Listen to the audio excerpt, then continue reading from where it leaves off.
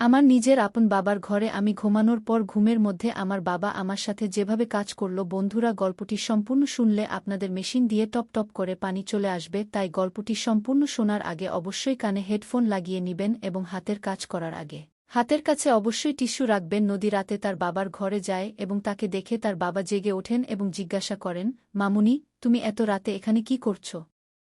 সব ঠিক তো? নদী বলে, পাপা, আমার মাথায় খুব তীব্র ব্যথা হচ্ছে এবং আমি খুব ভয়ও পাচ্ছি।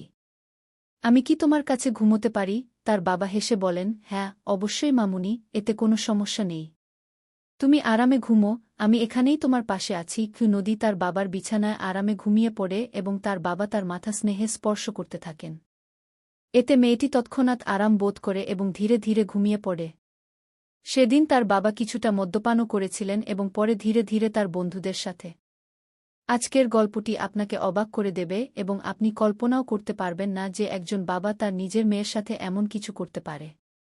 আজকের এই সত্য গল্পটি মধ্যপ্রদেশের একটি ছোট গ্রামের। গ্রামে একজন মানুষ তার ৩ সন্তান নিয়ে বাস করত। তার স্ত্রী একটি গুরুতর রোগে আক্রান্ত হয়েছিলেন। দীর্ঘ অসুস্থতার পর তার স্ত্রীর মৃত্যু হয় এবং ১ বছরের মধ্যে ঘরের অবস্থা খুবই খারাপ হয়ে যায়। তার ২ মেয়ের মধ্যে বড় মেয়ের বয়স ছিল প্রায় কিশোরী বছর এবং ছোট মেয়ের বয়স ছিল ১৪ বছর। সবচেয়ে ছোট ছেলের বয়স ছিল ৯ বছর।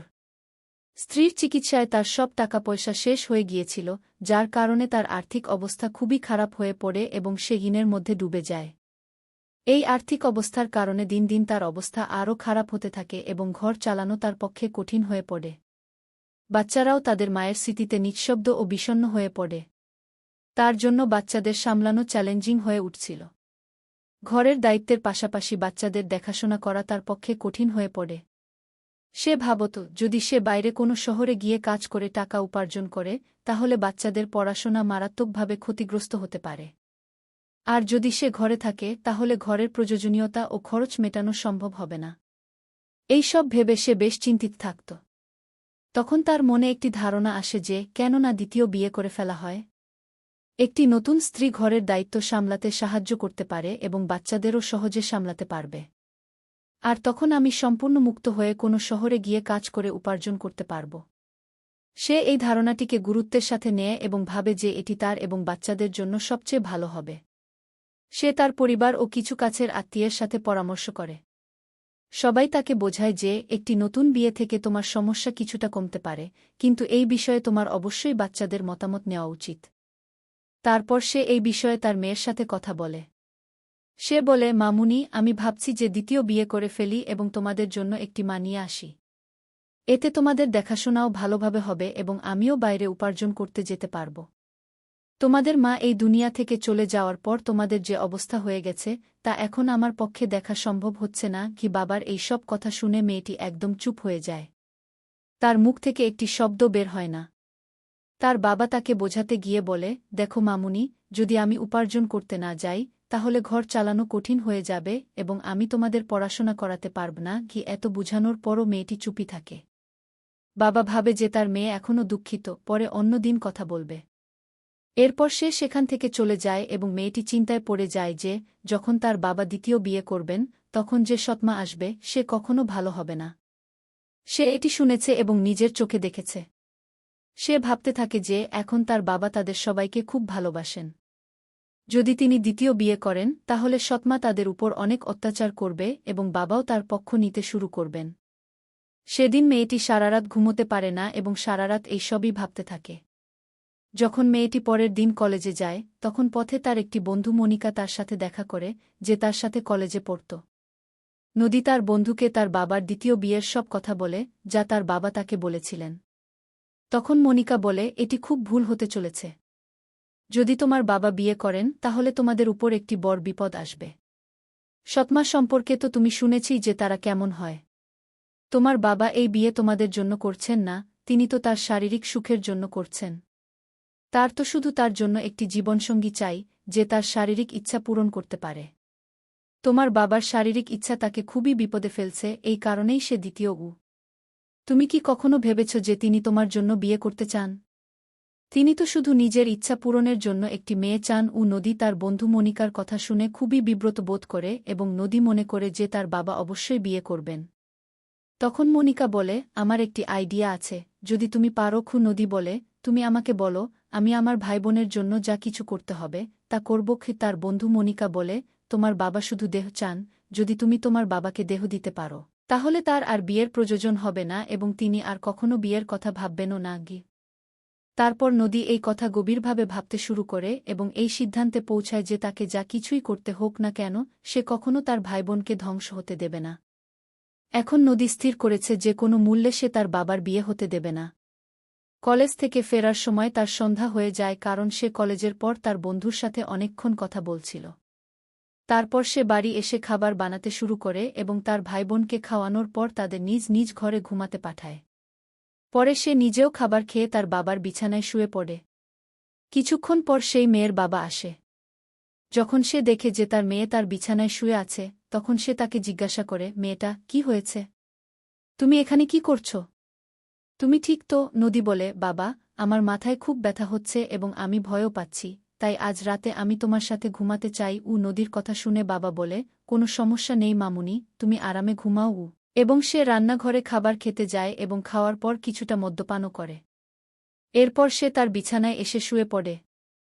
একপাশে নদী শুয়ে ছিল এবং অন্য পাশে তার বাবা, কিন্তু তাদের দুজনের উপর আলাদা আলাদা কম্বল ছিল। রাত 1টা বেজে গিয়েছিল কিন্তু নদীর চোখে ঘুম একদমই ছিল না। তার মাথায় তার বন্ধু মনিকার কথা এবং সৎমায়ের ছবি ঘুরছিল। যখন নদী ভাবনার জগত থেকে বেরিয়ে আসে তখন সে দেখে যে তার বাবা গভীর ঘুমে ঘুমিয়ে পড়েছে। তারপর সে ভয় পেয়েছে এমন ভান করে তার বাবার কম্বলের নিচে গিয়ে তার কাছাকাছি হয়ে যায়। কিছুক্ষণ পর নদী ধীরে ধীরে তার বাবার আরও কাছাকাছি হতে থাকে। মদ্যপানের কারণে তার বাবাও মাতাল হয়ে পড়ে এবং যখন তার জ্ঞান ফেরে তখন তার ভেতরের শয়তান জেগে উঠেছিল এবং সে নিজেকে থামাতে পারেনি। এরপর তারা দুজনেই তাদের এই সম্পর্ক ভুলে গিয়ে কয়েকবার শারীরিক সম্পর্কে লিপ্ত হয়। পরের দিন সকালে ঘুম থেকে উঠে তারা দুজনেই খুব খুশি ছিল। তাদের কোনো ধরনের লজ্জা বা অনুশোচনা ছিল না।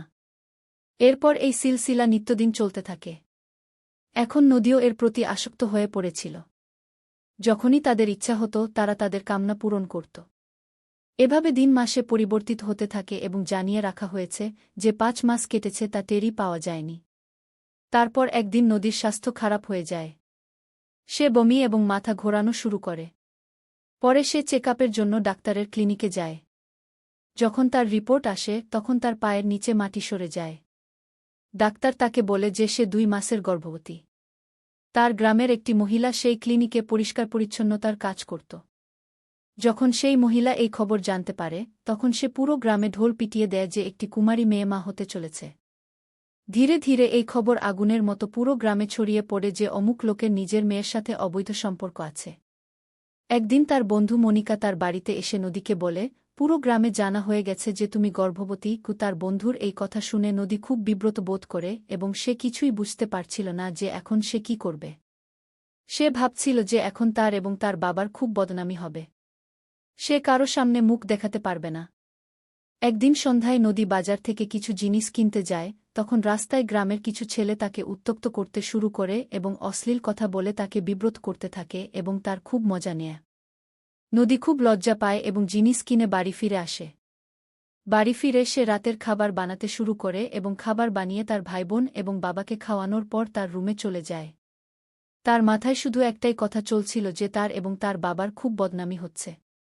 সে কখনো মাথা উঁচু করে বাঁচতে পারবে না। এইসব ভাবতে ভাবতে সে হঠাৎ উঠে দাঁড়ায় এবং দড়ি নিয়ে নদী জঙ্গলের দিকে চলে যায়। জঙ্গলে পৌঁছে সে নিজেকে একটি ফাঁস দিয়ে ঝুলিয়ে দেয়। একই গ্রামের একজন লোক জঙ্গলের দিকে যাওয়া আসা করছিল। সে যখন এই দৃশ্য দেখে তার হুঁশ উড়ে যায়। কাছে গিয়ে দেখে সে একদম স্তব্ধ হয়ে যায়, কারণ মেয়েটি তারই গ্রামের বাসিন্দার মেয়ে ছিল।